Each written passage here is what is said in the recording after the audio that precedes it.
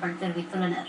இதனிடையே கூடுதல் கட்டணம் வசூலிப்பதற்கு எதிர்ப்பு தெரிவித்து கன்னியாகுமரி மாவட்டம் கோழிக்கோட்டு பொத்தளையில் உள்ள தனியார் கல்லூரி மாணவர்கள் போராட்டத்தில் ஈடுபட்டனர். பயிற்சி வகுப்பு என்ற பெயரில் மாணவர்களுக்கு மன அழுத்தம் ஏற்படுவதை தவிர்க்க கோரியும் கல்லூரியில் கூடுதல் கட்டணம் வசூலிப்பதற்கு எதிர்ப்பு தெரிவித்தும் மாணவர்கள் சார்பில் மாவட்ட ஆட்சியருக்கு மனு அளிக்கப்பட்டது.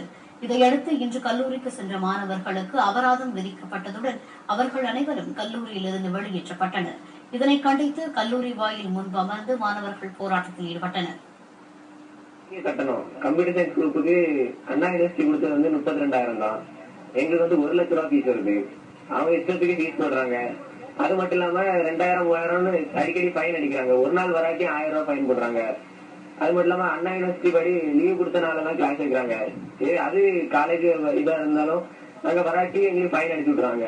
அது சரியில்லை. நாங்க கலெக்டர் பேசி பார்த்தாச்சு. கலெக்டர் இன்னும் ஒரு ஆக்ஷன் எடுத்த மாதிரி இல்ல. தங்கள் மீது கல்லூரி நிர்வாகம் மேற்கொண்டுள்ள நடவடிக்கைகளை ரத்து செய்ய வேண்டும் என்று மாணவர்கள் கோரிக்கை விடுத்துள்ளனர். போராட்டம் காரணமாக அங்கு சிறிது நேரம் பரபரப்பு நிலவியது.